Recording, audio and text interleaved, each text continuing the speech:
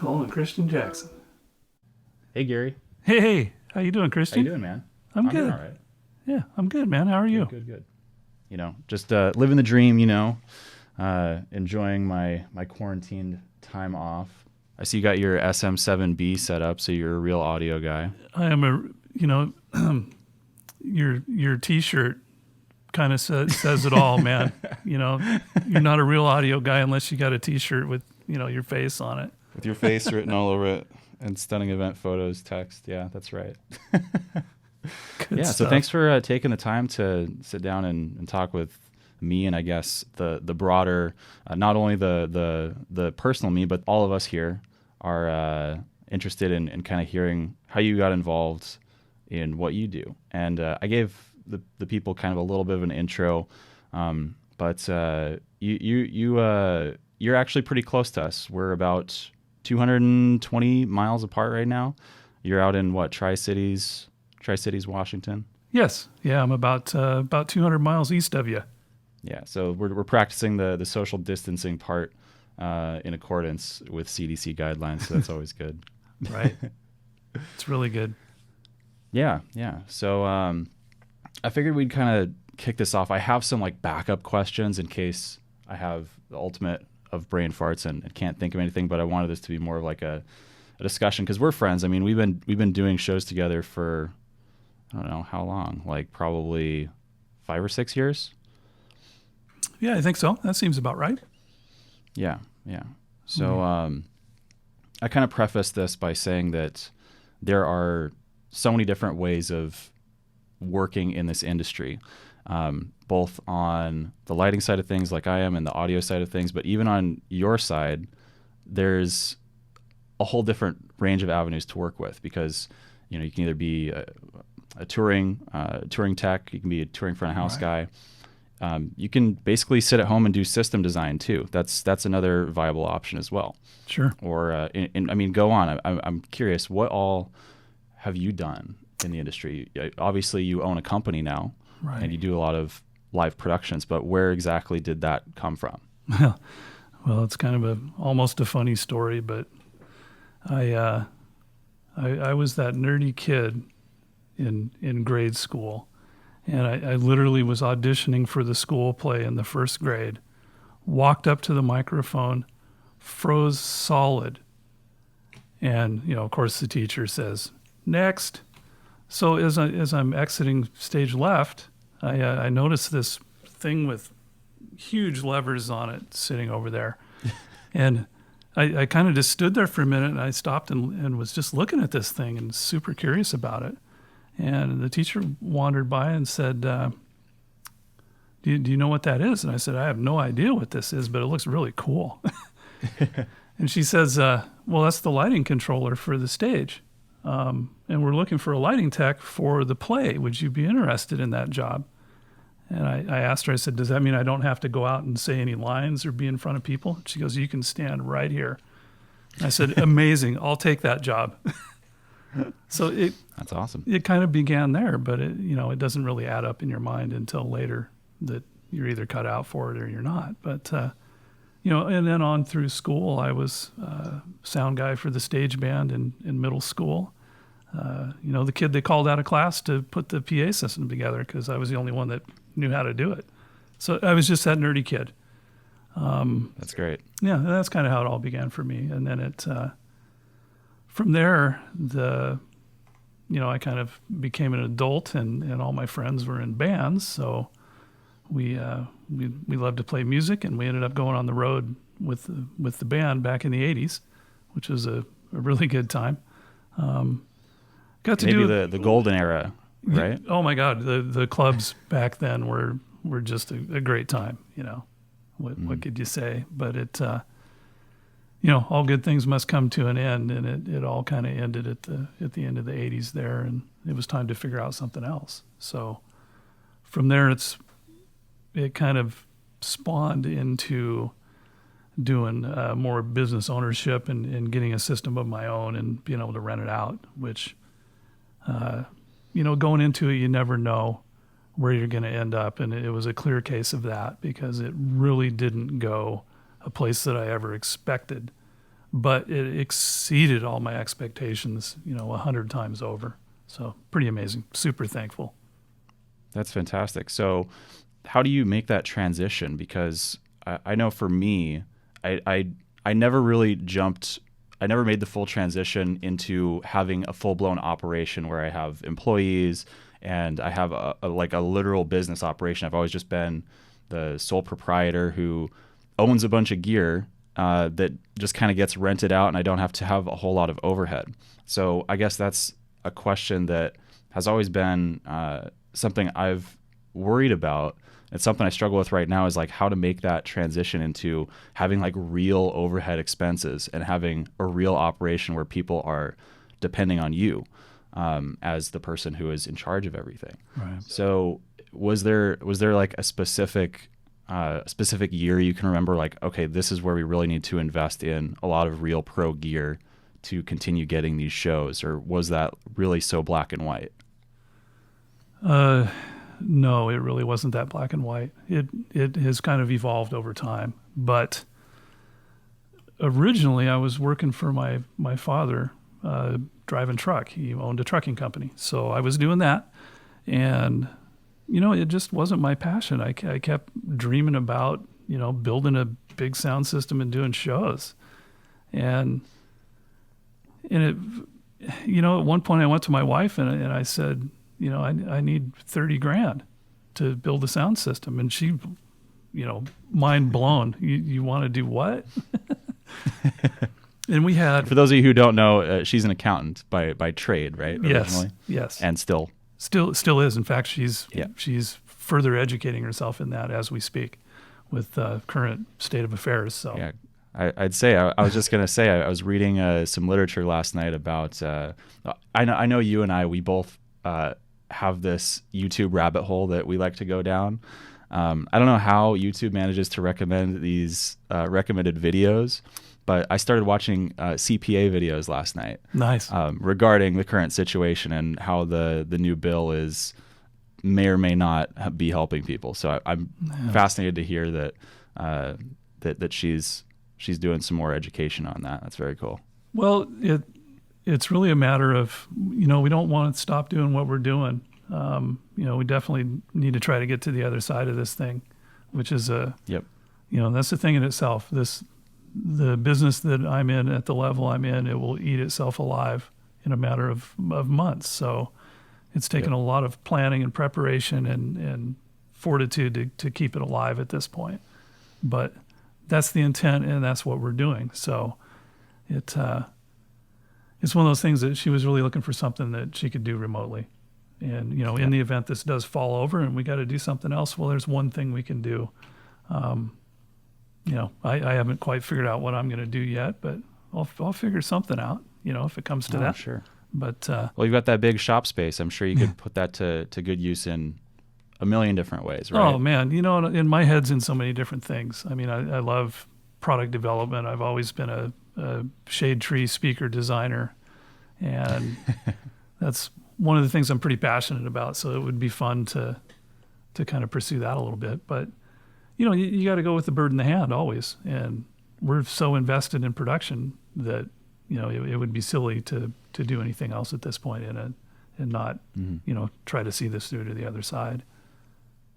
And speaking of being invested in production, you guys are the number one L-Acoustics, I guess. What they have, that like L-Acoustic network, right? Where you can link different suppliers together and basically build a rig anywhere in the country or the world from these suppliers, and you're a part of that, right? Yeah. It's the L-Acoustics rental network, and it's a global standard. So when you get into the network, you've got to maintain a certain level of equipment, and it's kind of the best part about it is, man, I could fly into anywhere in the world and order up an L-Acoustics rig that I would design and have it just dropped in on me, and away we go. And I know exactly what to expect. It would be like you ordering up an MA2 or an MA3. You kind of know what you're going to get. Yeah. I don't know enough about lighting to even be dangerous. So I know our Venn diagrams kind of just barely touch, and then they just repel away from each other on that, I think. Right. I think it's always just kind of fascinated me because you've done, I remember when I first, I don't want to say like first met you because I can't like pinpoint an exact date where I was like, oh, this is the date or the show where I met Gary Ford. Because I'm very bad with dates, times, places, and relationships in general. So, so first of all, thank you for, I guess, keeping up with our friendship over the years. It's a difficult thing for me, and I just wanted to, primarily say thank you for always being supportive and friendly. And you're the one who came up with this whole idea for doing this video, anyways. So, thank you for that. Oh, dude, likewise, I got a ton of respect for you. It's been amazing to see a young man like yourself go so far so quickly and not fake it. I mean, you're doing this for Trying real. not to. A lot of times you'll see the young guys, they kind of get it in their head they're going to try to do something, and they jump in kind of unknowingly. And man, that's a painful thing. It's it's always way better if you kind of get on your game a little bit and then jump in, which I think that's an interesting point. I definitely have some imposter syndrome. I don't know if you're like the opposite of an imposter though. You're the very humble, sit back and enjoy what you've built, and not talk too much about it. And I admire that a lot. That's a quality I wish I had. Well, it's something my father probably instilled in me, and that's that actions always speak louder than words. And yeah, I love that. If you show up and build a nice big rig and it's super awesome and everybody digs it, then that kind of speaks for itself. And speaking of big rigs, I went on this tangent and you brought me right back in line, so I appreciate that. I remember I was, I think, attending or because before I ever worked on these shows, I was literally one of the rave kids. I think I remember that. Yeah, there's some pictures floating out there. Maybe I'll find one to post up on the screen while we're doing this.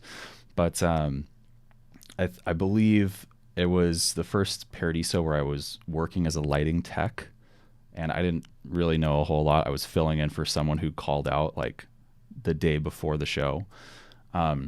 And I just remember that the main stage had this ridiculous amount of subwoofers. And you were the person who was at front of house. And of course, you're just kind of like the cool guy who sits back there and doesn't really say much. But you had this huge system. And again, I know nothing about audio, so I see like 100 boxes of what I now know are what the SB 28s. Is that what those are? Yeah, I think we had 60 of them that first year. Yeah, a ridiculous amount. Ridiculous, yes. Well, what's the largest, I guess, SB 28 array you've done? That was it, and that was the one. Yeah, and we did 60 that first year, just because the promoter was so used to the numbers game. I need 100 subwoofers, and I did the design and went, man, you're just wasting money on that. Your money would be better spent doing a little different thing. But you got to do it once to make them believe. So we rolled in with 60, and we weren't even able to use them. Realistically, in the venue, 48's a much better number.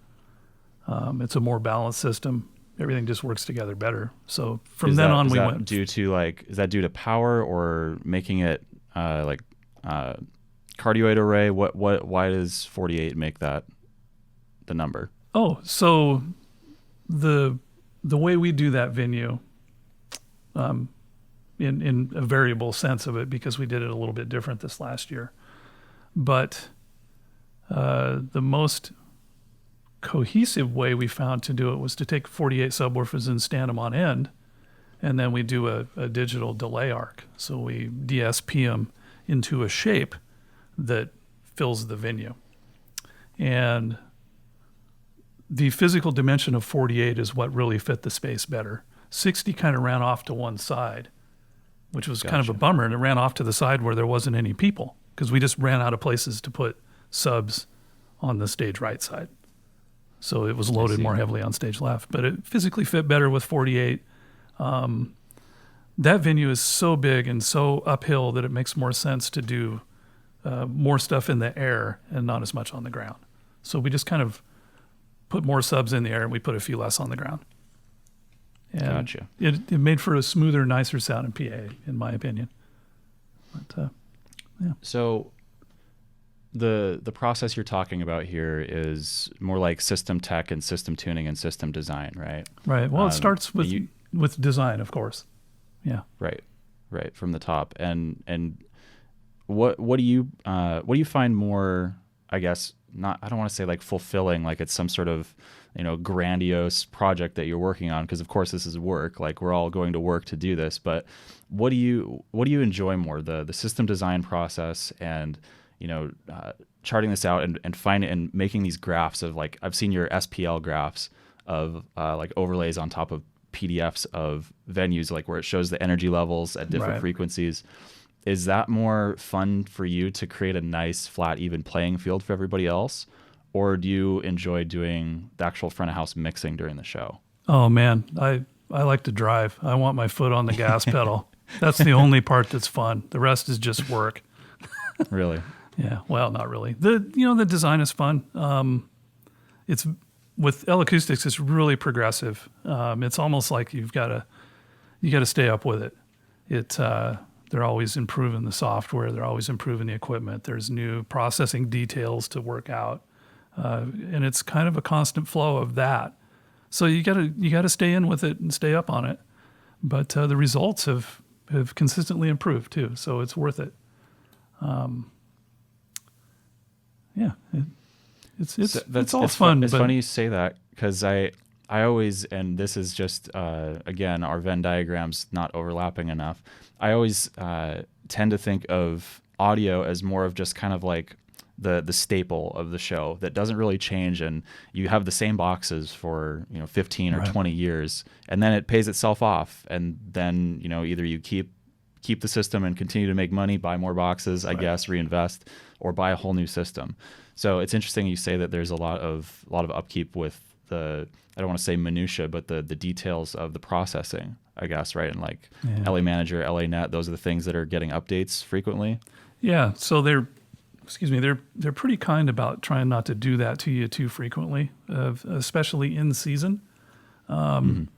Basically, from May to November, they may do one amplifier update in there, but they get it that everybody's out on tour, everybody's busy, and the last thing you want to do to start your day is to have to update the firmware in 200 amplifiers when you're on Yep. the road. I mean, nobody wants to do that. So they're super cool about that. We'll usually see maybe one or two updates in a year, and they're, it's always worthwhile, man. When they give you an update, you're like, yeah, that was one of the things I wanted. And Yep.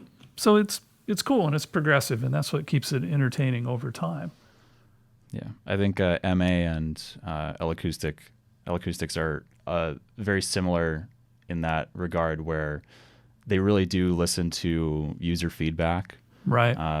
For the most part, there are a couple things that I feel like will never get updated and never get fixed, because they've been on my wish list and everybody else's wish list for forever, and they still haven't been fixed. And I know they're at the top, but it's cool to see that these companies, for the most part, are listening to user feedback, and it's crazy. I talk about this a lot, in that all of these companies, for the most part, are made up of people who were in our shoes at one point or another. There's not too many of these companies, unless you get into the large like corporate conglomerates where like companies have bought other companies. But at the root level, a lot of these companies are built from people who were touring or who did concerts or live events for a long time. And I think that might be unique to our industry, or one of the unique things about our industry. I agree to a point. I also feel like that at the upper level, at the engineering level, that these guys don't really come from the same place we do. They're much more educated, much more dedicated, if you will. Your typical sound guy I don't have the level of education to be developing product at the level that the products are today. These are super smart guys. They're the Christian Jacksons of the world. Don't say that. Hey, you're the one wearing my t-shirt, so I had to represent a little bit. Plus, it was like laundry day, and this was the only one I haven't worn during our quarantine. I'm not actually wearing pants right now, so I think that's your next move is to too much information, but thank you. Well, I guess that's one of the advantages of this whole situation that we find ourselves in now. And I made a video on this topic last week or 10 days ago, something like that, about finding things to improve upon in your own set of skills. And I was curious, is there anything you're working on? I know I saw on your channel you uploaded a time lapse of you cleaning one of your analog boards. I think it was which board was it? Oh, it's a recent purchase, a Midas Verona, and it's sitting right behind me, and it's a studio piece. And Beautiful. Old analog live boards are worth nearly nothing. And for me in the studio, it just added something to my workflow that I enjoyed, that kind of took me back to a place that I had to leave behind, that I never wanted to. I never wanted to leave the analog world, but it just came to a point that you had to. And man, it's so nice to get a little bit of that back, even though it's kind of inappropriate to do it live, just logistically. But in a studio, man, that's what everybody's doing these days. Everybody's running a hybrid studio. And mine is a very small scale thing. I don't consider this to be a professional studio. It's a hobby for me. And it gives me an opportunity to do some mixing. Like right now, when I don't have an opportunity, I can come out here and just be able to mix and mix in the analog world, which is, oh my God, what an awesome thing to be able to do.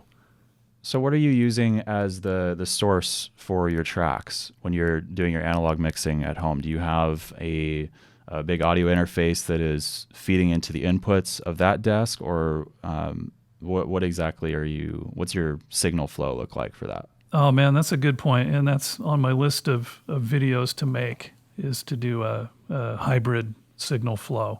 But basically, it's a Pro Tools based studio. So I've got a full in-the-box Pro Tools thing going. And it also goes in with my live consoles. We're currently running a Avid S6L, which will go direct to Pro Tools. So you get the quality of incredible preamps now that we take out on the road, and the ability to go straight into Pro Tools with it. It's amazing.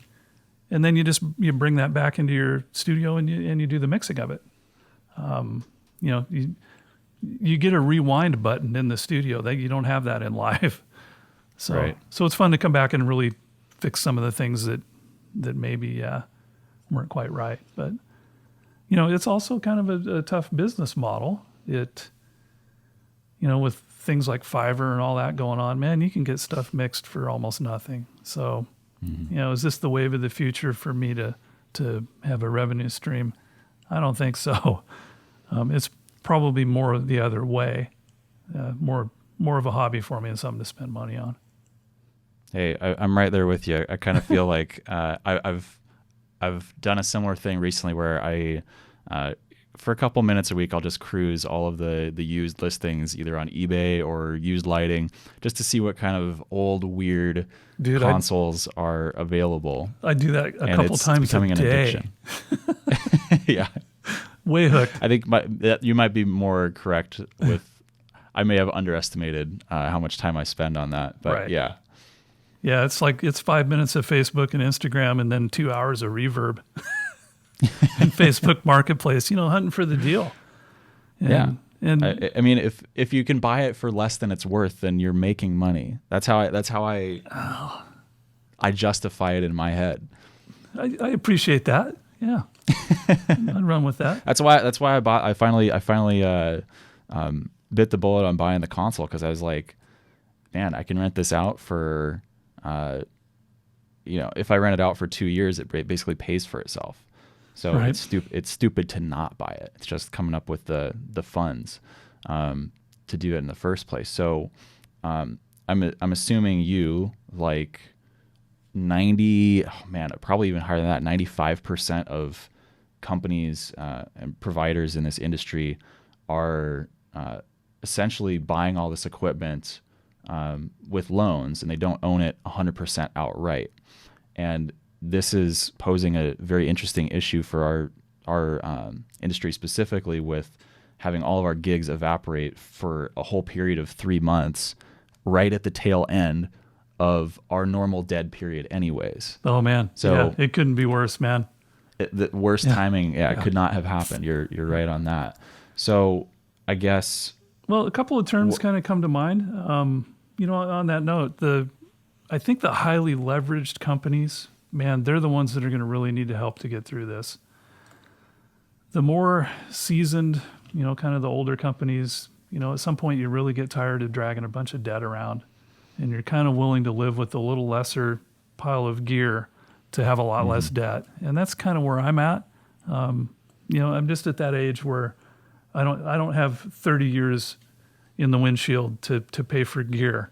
Right. There was 30 years in the rearview mirror where we did that. So, yeah, but it's it's a long game, and you got to treat it that way. It isn't, this isn't the kind of thing that you're going to jump into and do it for 5 years and retire. I mean, it's just not like that. You're always getting beat back down with technology. About the time you think you've got everything you need, a big quantum shift will come along, like line arrays, where, man, I had a beautiful conventional PA. It was the sound system of my dreams for about 2 years, and then the line arrays come out. So it took a huge hit in value, which is, that's a bummer when it does that. But and for the people who don't know what a line, of course, I know all of the intricacies about the difference between point source and line array system. I don't actually, but what is the main difference and the advantage of a line array over point source system besides modularity? Oh man, so the advantages are amazing. One of the big ones was, in the old days, we had very limited vertical control of a sound system. Horizontally, you could shape it pretty easily. They were trapezoid-shaped boxes. You just add a few more. You made it wider. But to make it taller or to point it uphill, it was a big challenge. And in addition to that, there's constructive interference between boxes and destructive. And a conventional rig really had a lot of destructive interference where the wavelengths just didn't add up together.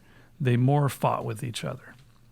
So Christian Heel apparently goes to a show one day and here's a big sound system, and he's French, and he's like, I've got to fix this. So he goes and kind of comes up with a reasonable solution in a line array. And L Acoustics was the original line array product to hit the scene, and it just changed everything. Yeah. I did not know that. And there was a couple of patents in there that carried their DOS waveguide, the high frequency patent, the device. It just, 20 years on a patent, right? So I think it just dried up. They were, I think VDOS came out kind of mid-90s, about 96, which would have been about the same time I fired up my company. So that patent kind of really helped that company grow and evolve and demonstrate what a line array could do, and then everybody else followed. It was kind of how all that shook out.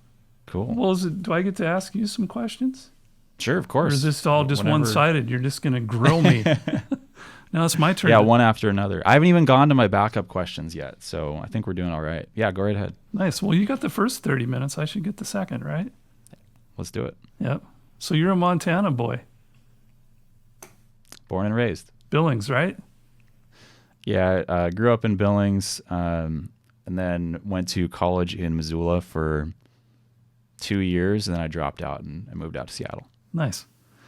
So what were you doing in college? What were you studying? Originally, I was, one of the tech nerdy guys as well. So, more parallels, I suppose. But I really didn't know what I wanted to do. So I put down a physics major. Nice. Perfect. I was fascinated with, the universe and the mechanics and how everything fits together, and I still am. But once I got to college and started taking all the classes, and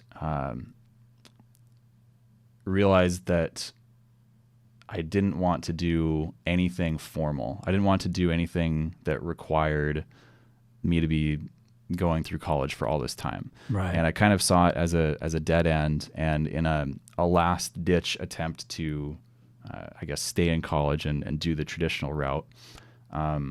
I started taking business classes, and there was a business class that was specific to the event industry that I took. Huh. And that was my favorite class of all time. And you wouldn't expect it, that in Montana, University of Montana, there would be a not only just a class, but a whole program built around the entertainment. Right. It was originally more of like a management class for the entertainment industry. So I got to know, Yeah. did you have any inclination that you'd end up in this industry at that moment when you started that class? Yeah, I mean, up until then, I had been kind of operating, like I said, I never really pulled the switch or pulled the trigger on becoming like a full-fledged company. Up until this point, I had been operating like a DJ business and had a set of speakers and had a set of lights, but I had never known outside of that realm how much bigger and more, intricate the whole industry could be. It's because, in Montana, there wasn't really a whole lot of opportunity to, see big productions, besides stuff that I wasn't interested at all in, like country concerts. Right. So I did a Five-Finger Death Punch show at that college. Man, it was amazing. What a great show. I might have been there. What year? Oh boy. It's been 10 years ago, I'm sure. Oh, well, I still maybe had an not then. electro voice rig back then. So yeah, at least Before my time. Yeah. 7 or 8 years ago. But cool venue, cool school. I always love the Montana people, man. They can take a beating. At the end It's of the day, weather. It forms us. Yeah, at the end of the day, this is a tough business. You got to be able to grind out a 20-hour day routinely, and it isn't like you're going to get a break in that 20 hours either. You may get a little something to eat thrown in front of you, but yeah. But the Montana guys, they always seem to hold up pretty good. It's funny you mention that because before I knew that any of this was like an actual legitimate industry, I was just a guy with a 12-foot trailer that I was towing behind a 1995 Chevy 1500, and I would go and do these shows. The cities in Montana the major cities are between like 2 and 3 hours apart. So every major market, major market for Montana is a 3-hour drive each way. And so I would book these random little one-offs either for school events like school dances or little tiny club shows, or promoters would book DJs from actual major markets, and they would just need some sort of lighting system or some sort of sound system. So I would load up my trailer at 7 in the morning, drive 3 hours on I-90, unload this all by myself, set up the rig, flash through everything, and do all the programming, because at this time I wasn't using MA. I wasn't using anything like actually useful. Right. And so by the time we're like loaded in and ready for the show, I've already been working and driving for 10 plus hours. then you got the show, and then I pack it all up. And if I'm lucky, the promoter has paid a couple of his buddies to help me load all this stuff back into my trailer. And then I leave the venue at, 2 a.m., 3 a.m. and make the 3-hour drive Right. or, pull over in a rest stop area, sleep for a couple hours, and then come back home and arrive back at 7 a.m. Yeah, that's And I funny. never realized it at the time, but that was preparing me for all of this lack of sleep. Right. Yeah, when I say tough, that's what I refer to. I mean, it's not a thing, who can win in a fist fight. It's who can stay upright for the most hours and survive with no food and no sleep, days in a row. Tough racket sometimes. But I'm sure you share this with me, man. There is no more adrenaline in this world than firing up a show for 30,000 people and just having everybody boogieing down to your gig, man. I mean, it's it's as good as it gets. Yep. I think, how you're saying earlier, how you get kind of the opportunity to be the driver. It's even better feeling when, like you said, nobody really knows that you're the one who's doing all of this, but yet you're sitting back at front of house and you just see this sea of people and this big show in front of you. Right. And everything is just running, whether or not it's actually, running efficiently or running super well. You can be having the worst day in the world. You can be having the worst load in, the worst everything. Right. But as soon as that show is running, everything just dissolves away and nothing else really matters. And it's such a cool feeling. And that's the adrenaline that we get hooked on. This is an industry that when it gets in your blood, there's just no getting it back out. You're in it for life if you're cut out for it.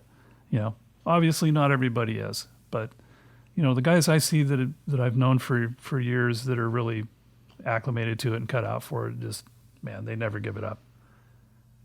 It's cool. So you started out doing DJing and stuff like that, and now you have grown, young man. I'm working on it. Yeah, you're flying around. You're doing big shows. How did you get there? Well, I wish I could say it was all on my own, the whole bootstraps mentality, but it's really not. It's a series of That's more my being style. in the right. Yeah, right. Just do everything on your own, and it'll just fall into your lap. No, that's not really how it worked. It was basically through a series of meeting people who allowed me, who unveiled like the next rung on the ladder. Because at the time when I was starting to climb this and get to the point where I eventually want to be, when I started doing that, like it's like you're climbing this ladder where you can only see the rung that you're on right now. And if you're focusing really hard on what you're doing right now, other people kind of push that cloud away and help you up to the next one. And so that's kind of an analogy for me just meeting these different people along the way. So for example, in Montana, Alex Bruce, I don't know if you're familiar with him, Montana Pro Audio. They were basically the big provider of sound systems in Missoula. And we would just kind of work on shows together and be at the same shows together, but not really working together, if that makes sense. And Alex was one of those people who saw that, I really wanted to get into doing this for real, because there's two kinds of people who buy DJ and lighting systems. There's the people who want to do it, like you're saying, for the hobby, or just kind of carve out a little niche in their local market and just do that thing.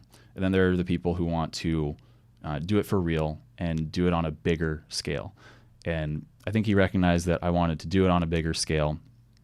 And we had been doing shows together for 2 years in Montana. And he was kind enough to pass along some contact information for the one and only Joe Cole. out in Seattle. And I was going through a rough time personally when I decided to drop out of school. And it was kind of the perfect intersection of everything where Alex knew I wanted to get out. I wanted to get out. I didn't want to go to school anymore. And I had just attended my first Paradiso. Nice. And I was like blown away by the whole production of everything. So By the sound guy, right? by the sound. Yeah, those subs were just like destroying. Yeah.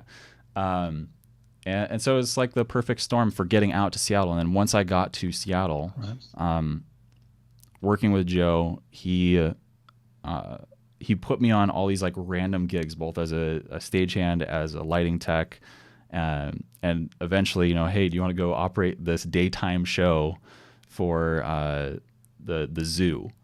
And I remember that being like my first actual LD gig, where I was the LD and people were, coming to me as an LD, even though it was like a daytime show and didn't really matter too much.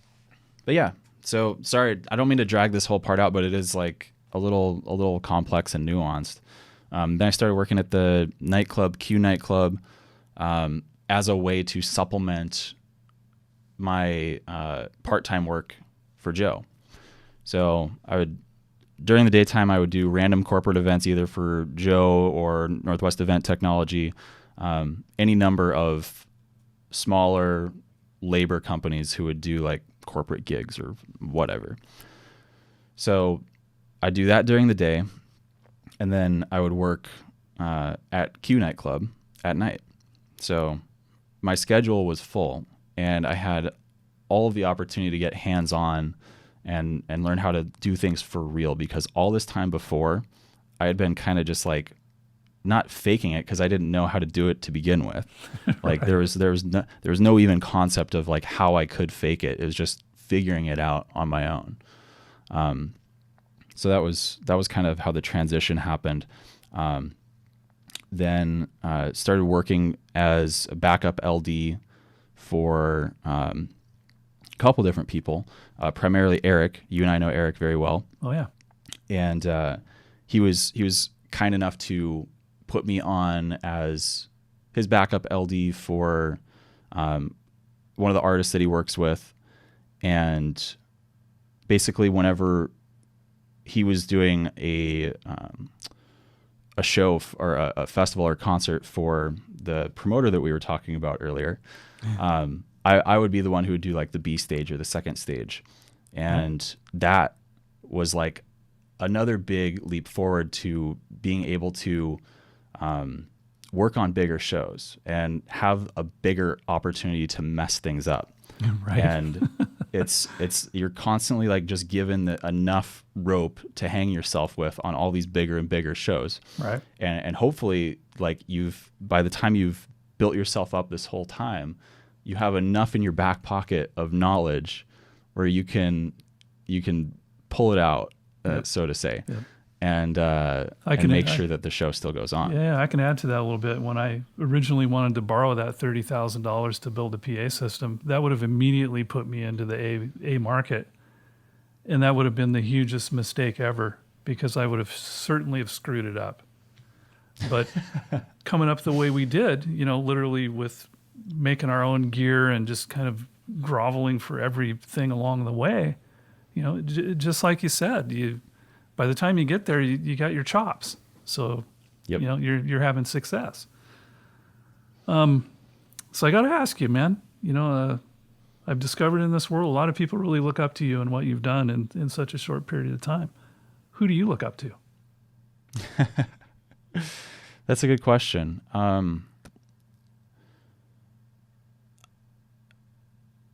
I stumped him. And that's a hard one for me to answer. I stumped Christian Jackson. Wow.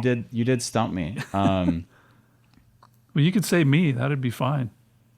Well, I do look up to you because I think that you're one of the rare examples, like I said, of someone who is humble yet does these big shows, owns a lot of gear, and realizes that. For one thing, you're one of the few people who realizes that a YouTube channel doesn't just make itself. You actually have to go and do it. So Man, for that, I commend you. subscribers. I mean, yeah, nobody wants to subscribe these days. It's funny, but Right. I know. It's like, what did you say? 80% of your views are from unsubscribed people? 91% unsubscribed. 91%. Yeah. Okay. Yeah. Everybody loves to I watch. think this but video nobody will help you subscribes. with that. Yeah, I lost. Yeah, no, but I lost a few sorry. over the last 24 hours, and it was really, it bummed me out. It's like, man, I Yeah. worked really hard to get you guys get back in here. See, I think it would be more interesting if it showed their name every time they unsubscribed. That would be You interesting. could say, Yeah. and you could send them a message like, "Why did you unsubscribe?" So other but than me, to answer there's got to be somebody. to actually answer the question, I've been looking up more to these insane people who are Vectorworks wizards, who are MA programming masters, and they can operate a show better than anybody I've ever seen with less cues than anybody I've ever seen.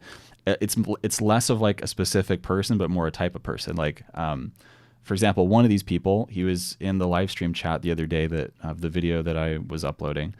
Colin Stenzel, he's Deadmau5's LD. Oh, nice. And even though he talks a ton of shit and he pesters me incessantly and makes fun of me, he's still one of the people that I look up to the most, just based off of his sheer amount of knowledge of all of these systems. Well, at the end of the day, he's one of those guys who came up from the bottom too. So well, he's Deadmau5's guy, so you expect him to be a little bit prickish. exactly Right? right. Like the whole, it's a perfect fit. Yeah, it's So, their community. I It's don't just know. how they roll. Which is cool. And I respect that. I think it's awesome. I think I just did my last Deadmau5 show right there. As soon as this airs, Yeah, I'm you just think like, so? no Yeah, more you're Deadmau5. on the blacklist now. You know, he threw some microphones at my stage guys on a show. As what, Freak Night? Yeah, I think it might have been Freak Night. Yeah. Yeah, I remember something about. I think I was at that show. And I'm a own up to it kind of guy. You know, my dad always taught me, man, you The screw mute button. some. We did a sound check, and I built the show, and I saved the show. And when we came to recall the show, I had the vocal mics muted, and I neglected to unmute those. It was just that simple. It was 100% my fault. By the time word got to me to pick the mutes off of those channels, he was pissed. Yep. You know, railed me on social media the whole nine, which kind of made me a little bit famous for a minute. You know, Hey, any publicity, right? you know, if you're not going to bite the heads off of bats, just mute Deadmau5. So Oh, my speaking of goodness. bats, let's talk about COVID-19. Yeah, What's might your as well. What's your take on this? I made a toilet paper run this morning at 7 a.m. and got about half Really? as much as I wanted. But yeah, Well, I do have a full Kirkland, I think 36 pack.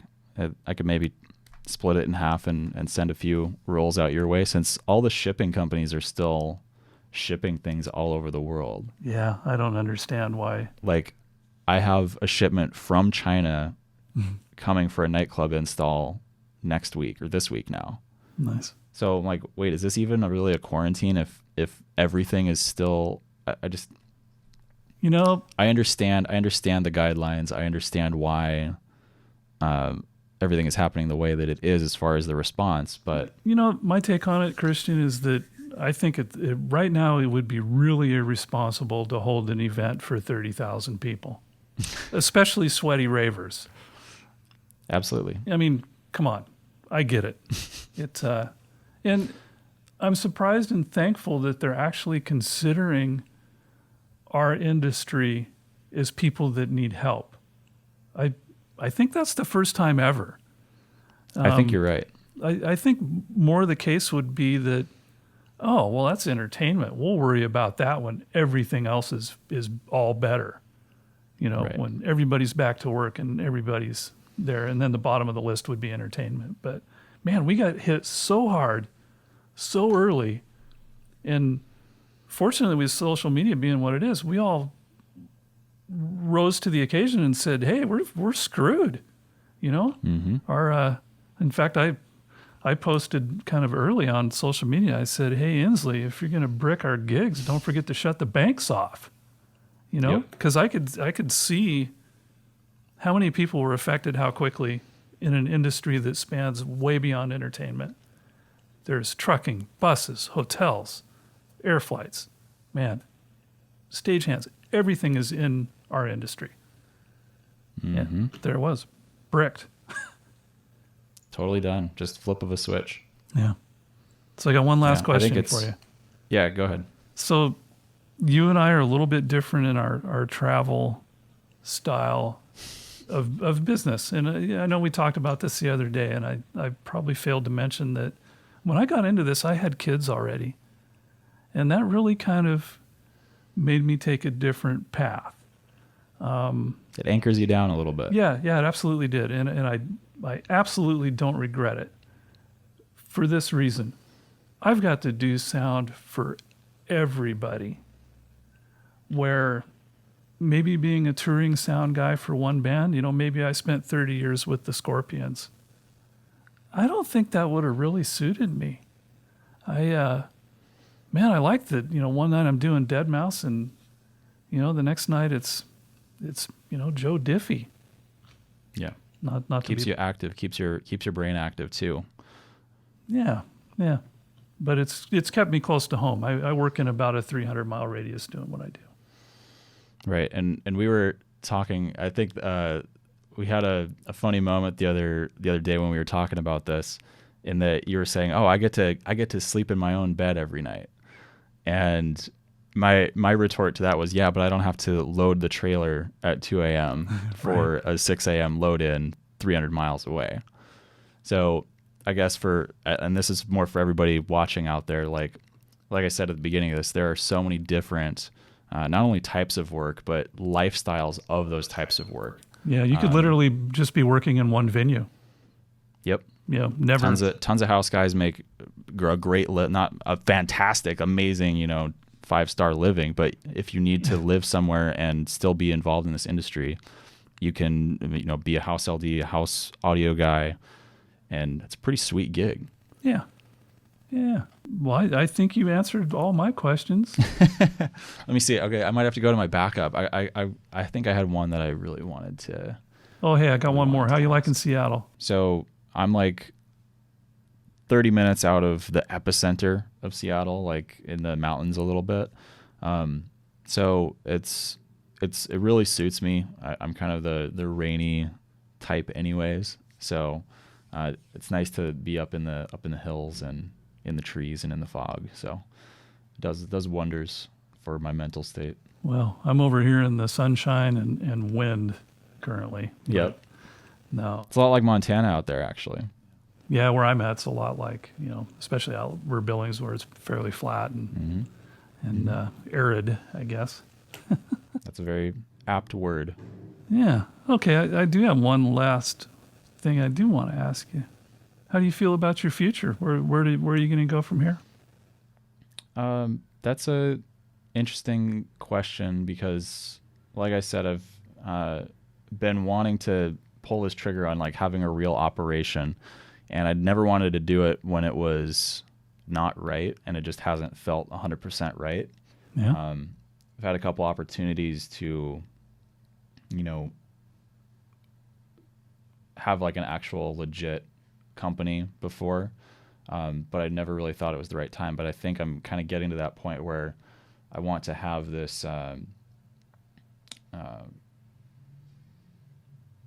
this organization where it's like multifaceted, and I can do the online stuff with video production. We can obviously do design and programming as the bread and butter, and kind of take a page out of a lot of these YouTubers that I watch, where they have like legit professional businesses, and then they do kind of this YouTube thing as more of a side hustle, but it's really well produced. Yeah.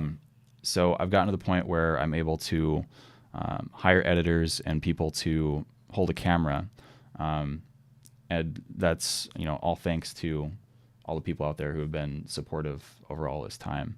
So Man, I I'm right love at that YouTube. point where I feel comfortable jumping off the edge and going to the next step with all of it. Nice. I appreciate that. I follow several YouTubers that do that very thing. One of them's Amanda Wilkes, and she's a maker. But man, just seeing how well she's expanded that operation of late is pretty amazing, you know. And I think the YouTube will probably be more of an advertising avenue for her. But 1.4 million subscribers.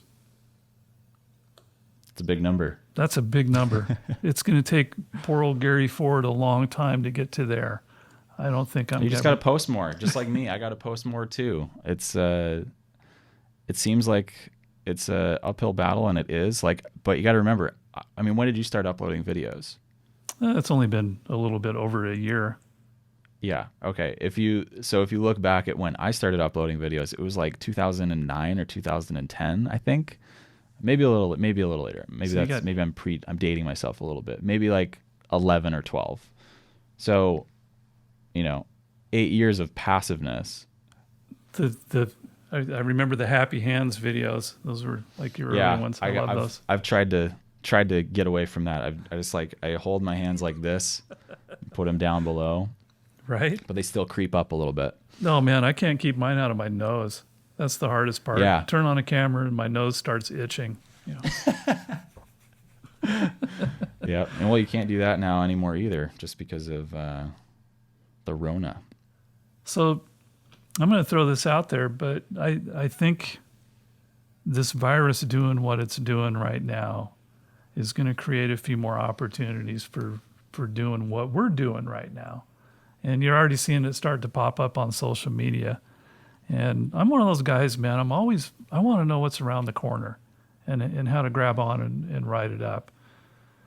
And man, at this point, I haven't honed in on what it's going to be, but I think there's going to be some opportunities for people to do a different thing than we've seen before. And I think there'll be some technology developed that'll really help with it too. Like doing this the way we're doing it right now is a little bit cumbersome. We'll see how it works out in editing, but yeah, right. Yeah. Well, for those of you who don't know, Gary's literally on a tripod on my phone right now, and it would be nice to have like an actual legit interface. Yeah. To be able to do this. Yeah, and not like enterprise level like a TriCaster or something that costs $40,000.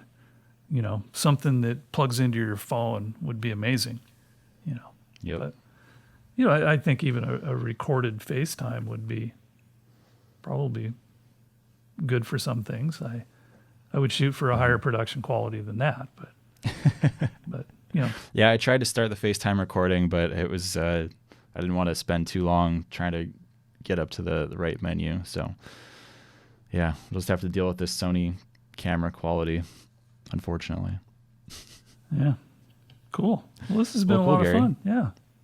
Yeah. Thanks for wearing my face on your my crew guys all wore those to work one day. And we got Jeremy Jones to thank for this. We do. I bought the whole ensemble. So I've got a shirt for almost every day of the week. So you got the Speedo as well? I don't have the Speedo. that came out after I bought everything. So everything was out, and then that came out after I bought. That's not really a high value product anyway. The only thing on there is my nose.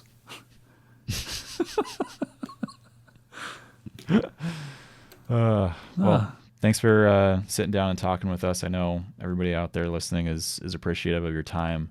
And of course, for everyone watching on my video, I'll include links down to Gary's YouTube channel, his website. By the way, I think you need to do a little website upgrade. Oh. Because I went on there to do a little research on you last night. Yeah. And it's a landing page. It's just it's a landing page. It is, and I have an opinion about that.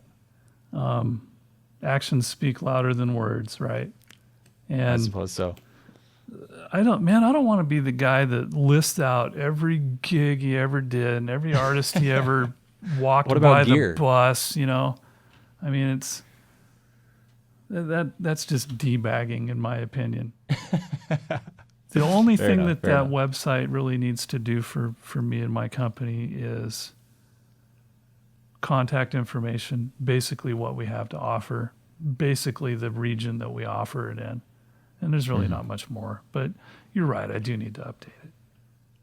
I'm just digging on you a little bit. I had to find something because you got everything else is immaculate, it seems. So got to pick on something. Yeah, I don't know about that, but